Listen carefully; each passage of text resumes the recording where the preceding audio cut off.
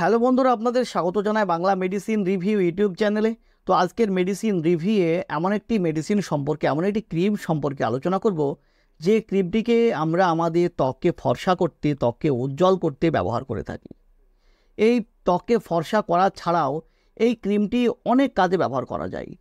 তো আজকের ভিডিওতে সেগুলো জানবো এই ক্রিমটির সঠিক ব্যবহার সম্পর্কে, অর্থাৎ কোন কোন কন্ডিশনে কী কী সমস্যা দেখা দিলে আমাদের স্কিনের এই ক্রিমটিকে আমরা ব্যবহার করব, এর সঠিক নিয়ম কি ব্যবহার করার, তাছাড়া এই ক্রিমটি ব্যবহার করাকালীন কী কী সাইড ইফেক্ট আসতে পারে, এবং এই ক্রিমের মধ্যে থাকা যে এর মেন সল্টগুলি, এর যে মূল উপাদানগুলো, সেগুলো কিভাবে কাজ করে, সেগুলির মোড অফ অ্যাকশান কী, মেকানিজম অফ অ্যাকশান কী, সমস্ত বিষয়ে বিস্তারিত আলোচনা করি। তো তার আগে আপনি যদি আমার চ্যানেলে নতুন হয়ে থাকেন, প্লিজ চ্যানেলটিকে সাবস্ক্রাইব করে সম্পূর্ণ ভিডিওটি দেখতে থাকুন। তো আজকের আলোচ্য বিষয় যে ক্রিমটিকে নিয়ে, যেটি হলো অ্যাসপো হেলথ কেয়ার প্রাইভেট লিমিটেড কোম্পানির অ্যাসপোলাইট ক্রিমটি সম্পর্কে, যার মেন সল্টগুলো হলো, যার মূল উপাদানগুলো হলো মোমেটাসন, হাইড্রোকুইনন ও টেটিনয়েন। তো কখন ডাক্তারবাবু এটিকে সাজেস্ট করে থাকেন ব্যবহার করার জন্য? ডাক্তারবাবু এটিকে সাজেস্ট করে থাকেন যে আমাদের মেলাজমা দেখা দেয় ত্বকে। মেলাজমা, যেটা আমাদের ত্বকের একটি সাধারণ সমস্যা। আমাদের ত্বকের উপরে কালো কালো ছোপ দাগ সৃষ্টি হয়, যেটাকে আমরা চলতি ভাষায় মেস্তা বলি। তো সেই মেস্তার ক্ষেত্রে, সেই মেস্তার দাগকে অপসারণ করতে ডাক্তারবাবু এটিকে সাজেস্ট করে থাকেন ব্যবহার করার জন্য। এছাড়াও হাইপার পিগমেন্টেশনের ক্ষেত্রে সেই একই সমস্যা প্রায় অনেকটা, যে আমাদের ত্বকের উপরে কালো কালো স্পট পড়ে যায়। সেই স্পটগুলিকে রিমুভ করতে, অপসারণ করতে ডাক্তারবাবুরা এই ক্রিমটিকে সাজেস্ট করে থাকেন ব্যবহার করার জন্য।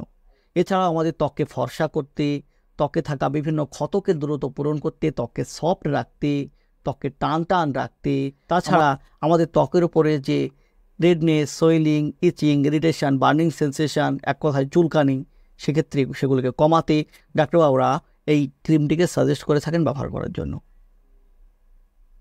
তো এর মধ্যে থাকা যে উপাদানগুলো, সেগুলো কিভাবে কাজ করে আজকে জানব। তো এর মধ্যে থাকা যে উপাদান মোমেটাসন, যেটি একটি স্টেরয়েড, এটি কী করে, আমাদের শরীরের কিছু কেমিক্যাল মেসেঞ্জারকে ব্লক করার কাজ করে। ফলে আমাদের শরীরে যে itching, redness, swelling, irritation, burning sensation, এইসব সমস্যাগুলোকে কম করতে সাহায্য করে, অর্থাৎ আমাদের চুলকানিকে কমানোর কাজ করে।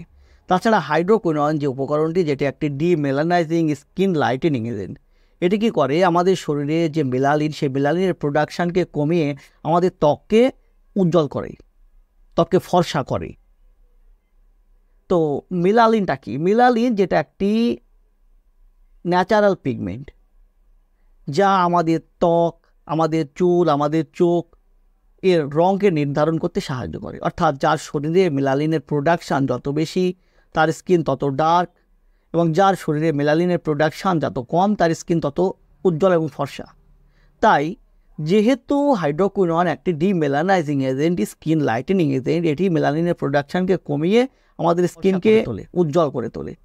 তাছাড়া টেটিনয়েন যে উপকরণটি, যেটি একটি ভিটামিন এর অ্যাসিড আকার, এটি কী করে, আমাদের ত্বকে থাকা বিভিন্ন যে ক্ষত, সে ক্ষতকে দ্রুত পূরণ করার পাশাপাশি আমাদের ত্বকের যে কোলাজেন, সেই কোলাজেনকে বাড়িয়ে আমাদের ত্বককে টান করতে সাহায্য করে, ত্বককে টাইট রাখতে সাহায্য করে, এবং আমাদের ত্বকের উপরে যে ব্রণর সমস্যা দেখা দেয়, সেই ব্রণর সমস্যাকেও অনেকাংশে ঠিক করতে সাহায্য করে এই টেটিনয়েন উপকরণটি।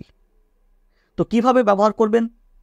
যেহেতু এই অ্যাসপোলাইট ক্রিমটি একটি নাইট ক্রিম, তাই রাত্রিবেলায় ব্যবহার করতে হয়, এবং ব্যবহার করার আগে অবশ্যই ঠান্ডা জলে মুখ ধুয়ে নিয়ে, মুখ পরিষ্কার করে নিয়ে ব্যবহার করবেন, এবং সকালবেলায় উঠে আবার ঠান্ডা জলে মুখটা পরিষ্কার করে নেবেন।